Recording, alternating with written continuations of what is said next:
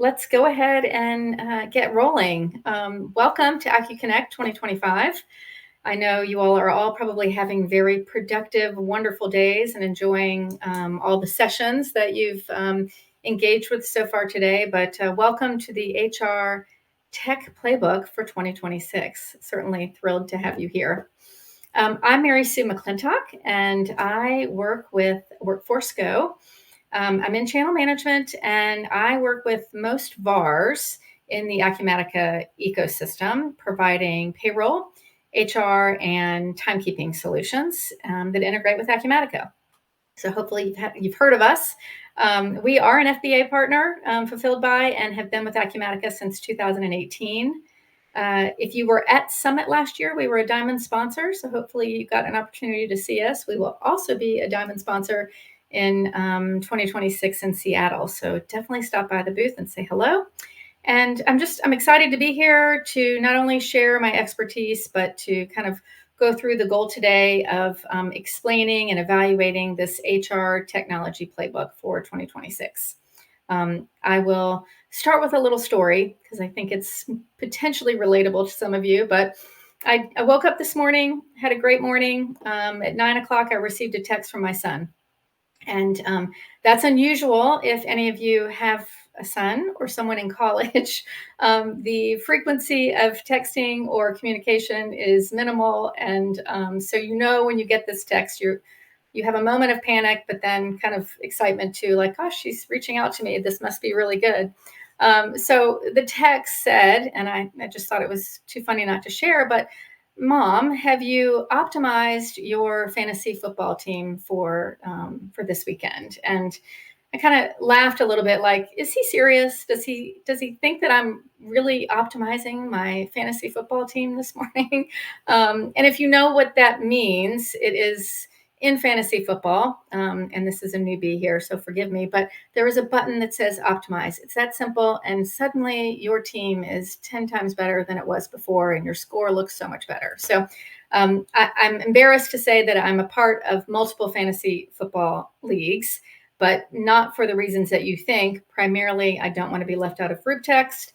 And I want to continue receiving communication from my kids whenever I can. So that helps me to continue that process. But I share that with you because I felt like it was so relatable with today and the topic and everything that we're talking about in this playbook for HR, that it really aligned with, optimizing a team, right? Where it doesn't just a team doesn't just win on talent alone, right? There are so many things that go into that, right? It's the investment or the optimization in in players, in the right gear, in all of those intangible things that make players feel supported, right, on a team. And really, business is no different, right? We want to make sure that we're optimizing or investing in our business. And today's kind of HR playbook allows us to kind of work through some of those things. So I'll start with, what are those chapters that we're going to walk through today in our playbook? And the first is the human-centric evolution of the employee experience, right? I mean, I think everyone understands the need to create these great employee experiences, helps with retention and all of the things. It's really that locker room advantage, if you will. And then digital HR revolution, right? It's AI. We've all heard it. We know it exists. It's out there. So jump on board, right? It's the AI and data-driven decisions and really providing insights into HR and guidance. But it's also the coach's booth, right? Being able to work together to drive calls down on the field.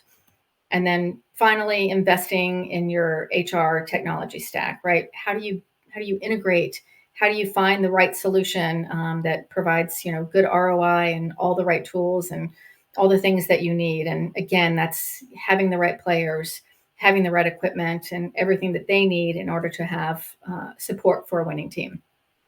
And then finally, we'll talk about the path forward. Really, what are we doing next? How are we kind of proceeding with all of these things that we're talking about today and kind of beginning that process?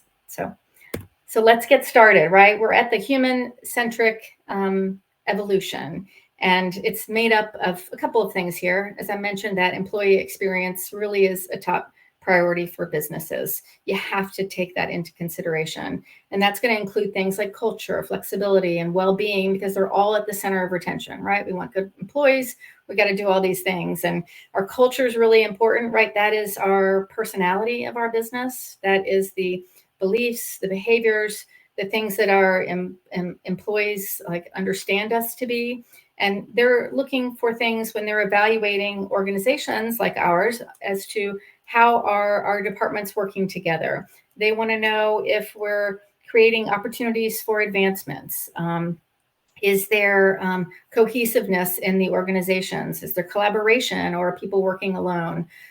Even simpler things like, is there pressure to work when you're sick? And are you having birthday parties at the company meetings? All of those things help to breed this great culture. And then flexibility, of course, is a big one, right? We're in this time of working remote, so we've got to make sure that we have flexible work schedules, that we're doing all the things, and that our businesses are easily able to adapt.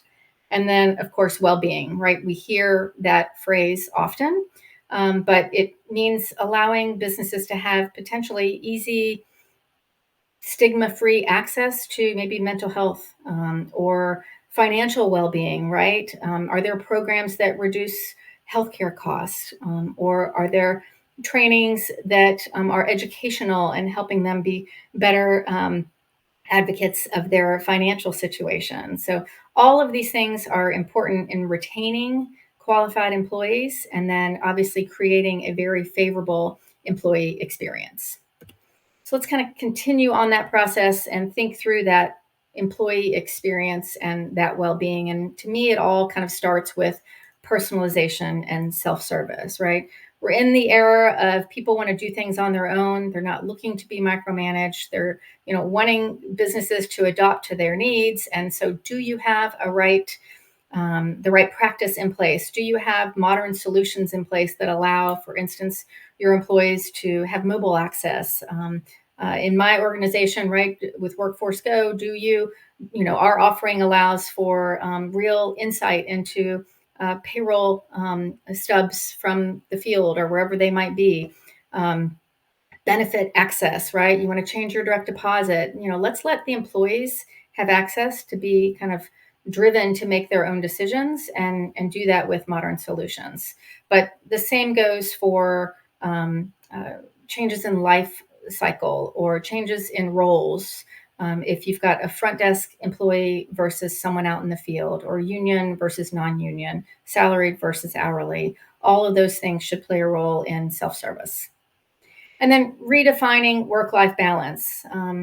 This is such a buzzword, right? I think for years, work-life balance was this word that corporate America used and said, we have a wonderful work-life balance.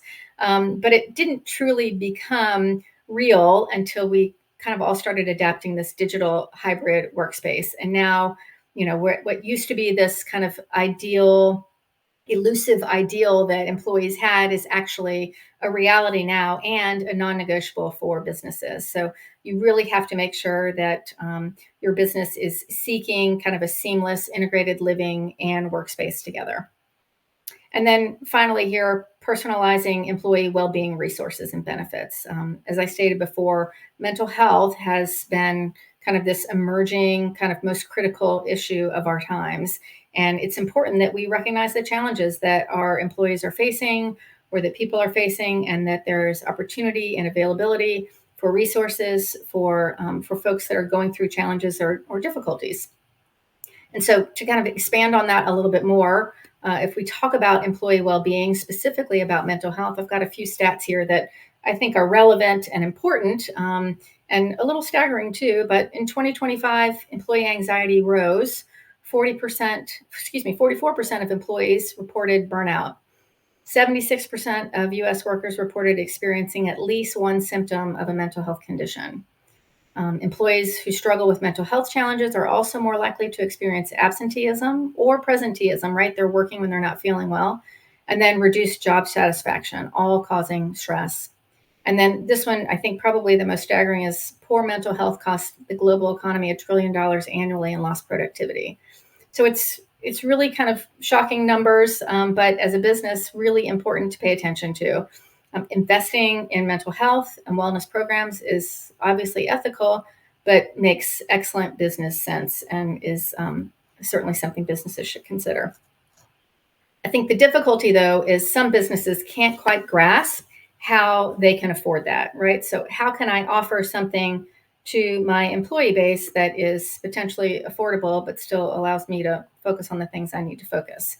And I've pulled up Payroll on Us really just as an example because this is something that Workforce Go offers, but I thought it was kind of proof that there are low cost or no cost options out there that are beneficial for employees and employers. And while we offer payroll, HR, and timekeeping solutions, we are also kind of champions of cost sort of smart employee well-being. And I think companies are getting very creative because they understand that it's important for them to focus on the well-being of their employees, but not to lose sight of their own growth and their ROI and how can they do it all together. And so really this Payroll on Us is an example of being able to create something that's low or no cost by using, let's say, FICA savings. But again, proof that investing in people and the well-being can be simple and affordable and really a win for both employees and organizations. And I would certainly encourage you all to go out and look for programs like this that align with your business model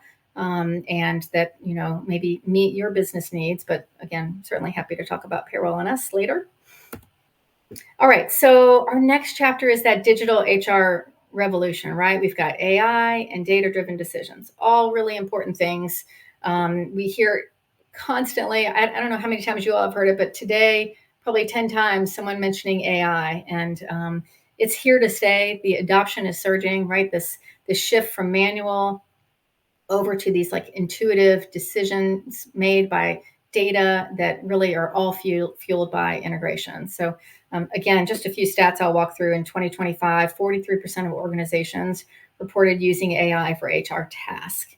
And that's up from 26% in 2024. So I can only imagine what 2026 is going to look like if we've doubled, year over year. We're really seeing those sort of things really multiply. And then IBM did a little study with some executives. They were kind of shocked by the results and, stated that the floodgates are about to open. They believe that by 2027, that the majority of HR professionals will be augmenting their employees with advanced AI tools. Now, that doesn't mean replacing employees for AI tools. It just means making sure that your employees are utilizing AI tools to be smarter and more efficient. So we'll talk a little bit more about that in a minute. But again, all really important things to be taking a look at. And specifically, how does that apply to us, right, in HR? And what are the advantages that your HR is facing today with the integration of AI? And I think it kind of all starts here with recruiting, right, with smarter recruiting and talent management. If we think about how employees are applying for jobs today, we know that they're using ChatGPT for resumes, that they're taking advantage of Gemini or any other tool that they can to ensure that their resumes are perfectly aligned with the position that's posted.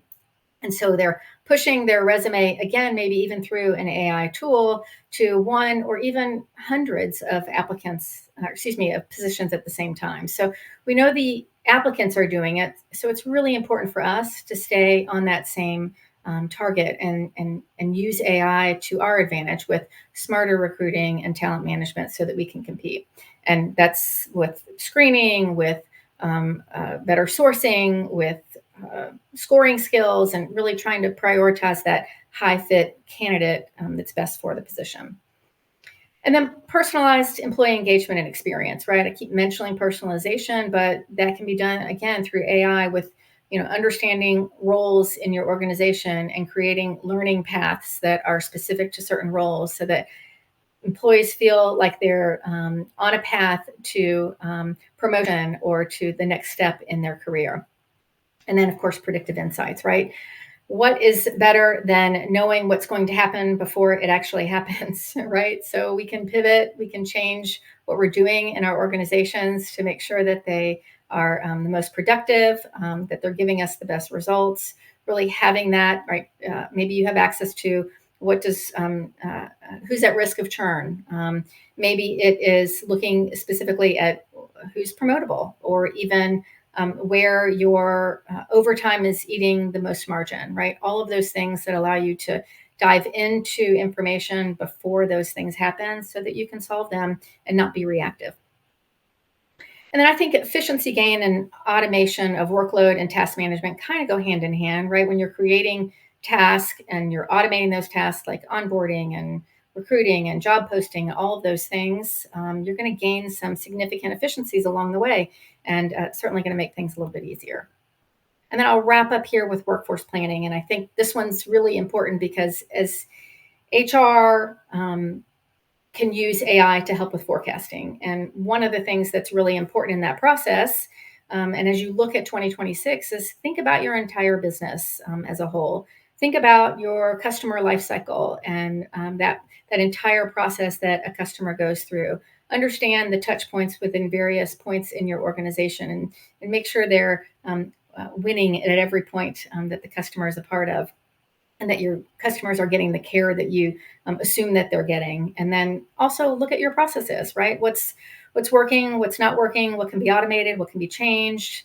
And then certainly I think important with that would be adding your integration stack, right? Taking a look at what technology are you using that is important, and does it align with your business needs? Is it in your organization's best interest? Really taking a look at that, and making changes based on that. Do some real planning.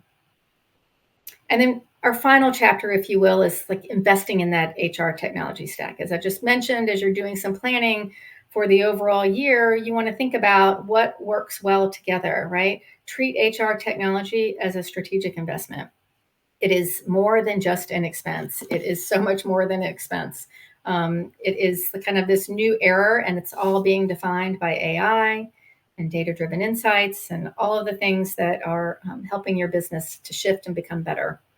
And the same goes for HR, right? We want to make sure that investing in technology is ultimately fundamental in shifting HR from being this traditional reactive administrative group into becoming a strategic kind of proactive partner. And that's key, because the right technology stack is going to allow you to allow employees to focus on those high value items, right? Those high value activities that are going to drive long-term business goals. So really important to make that shift.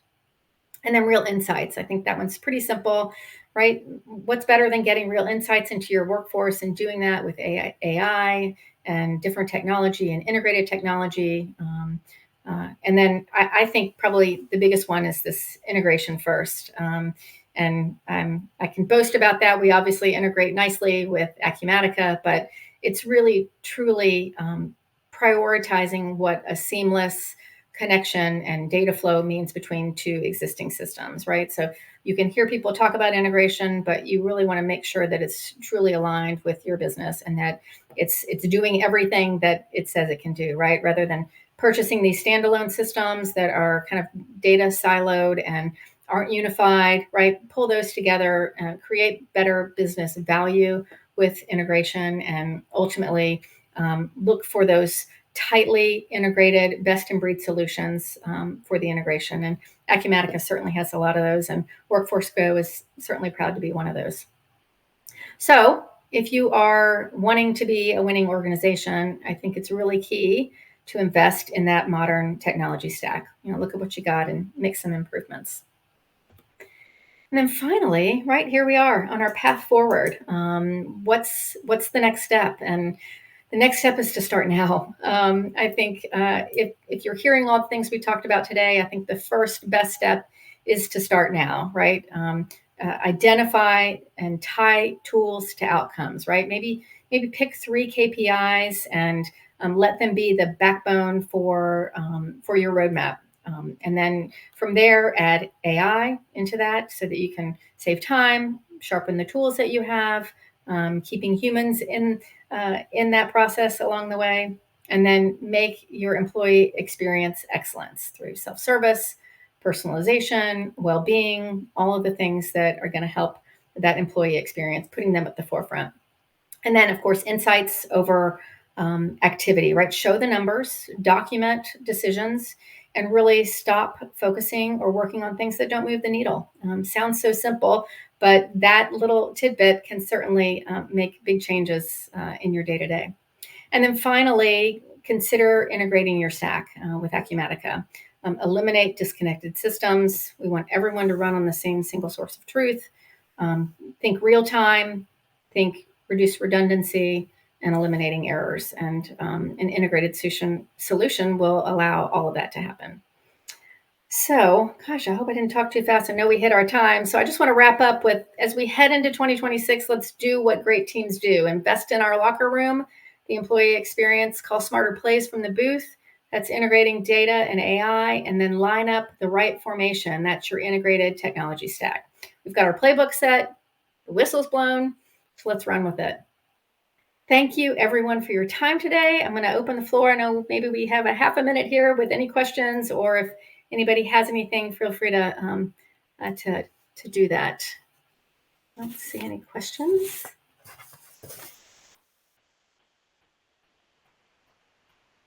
Great. Well, again, I'm from Workforce Go. Would love to chat with you or connect on LinkedIn. Feel free to reach out. And thanks, everyone, for your time today.